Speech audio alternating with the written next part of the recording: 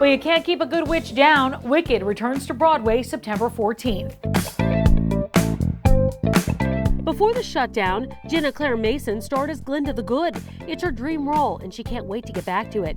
But while we're all counting down the days till the return of Broadway's biggest musicals, Ginna's life during COVID has changed in some big ways. We caught up outside the Gershwin Theater, the home of Wicked. Well, let's talk about it, because you've had some big life changes. Yes. So where do you want to begin? Well, when I saw you last year, I had just sort of started teaching, which was really fun, and Zoom sort of allowed for all of these possibilities. And it was around that time that my best friend and I, Kate Morrissey, who was actually my alphaba on the second national tour of Wicked for a whole year. I know, pretty stereotype for best friends on stage and off stage. But that's amazing. Which is really sweet. But Right. We started going, you know, we're not going back in April. What would it look like if we started this business, this teaching venture together?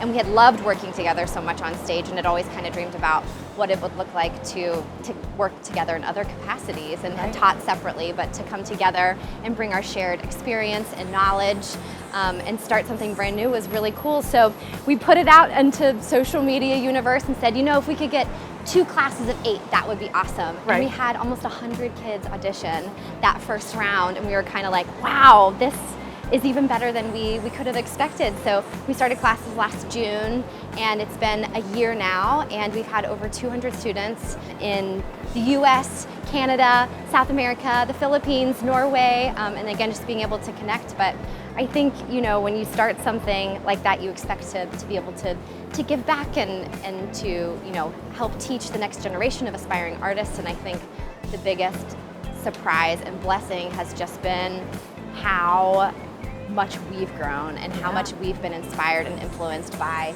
these incredible, resilient students who said, all right, well, this show isn't happening in my community, this show isn't happening at my school. How can I still create art? How can I still grow in my craft? And just people who were hungry to find a way to perform. So is there a lot of incredible talent out there? Absolutely. A student I got to work with actually just a couple days ago in a private voice lesson, her name is Helene. She's in Norway. She is so fabulous, and we've worked extensively on a lot of different numbers. Her voice is gorgeous, but she wanted to sing popular, and then she actually translated it all into Norwegian and has sung it for me in Norwegian, which I have to get that to Stephen Schwartz because I want him to hear what popular sounds like in Norwegian because it's beautiful. So we got the business aspect. Yes. And then we have a personal aspect. Yes. That you've also developed.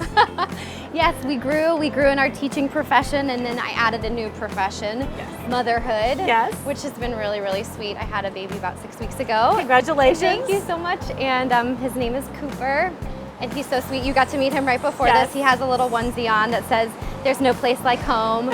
So he's two brands, on brand already. So it was really fun. We live just outside of the city, so it's fun to bring him into Manhattan and be like, "This is where your mom works," and this is what Manhattan's like. And it's kind of neat to see your mom up on a big poster there right outside of the theater. Are you excited about getting back on stage? Absolutely.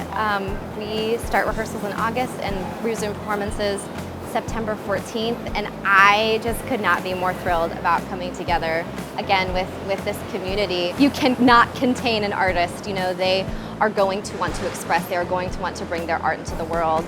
And I've been so inspired by my castmates and by other members of the community who have created businesses, who have grown their families, who have traveled, who have found new passions. People are finding ways to stay busy, yes, but to grow their artistry outside of you know, the theaters. And so I think coming back together, we're gonna see a community that is rested, that is creatively inspired, that is more united than ever, and just excited to get to perform again.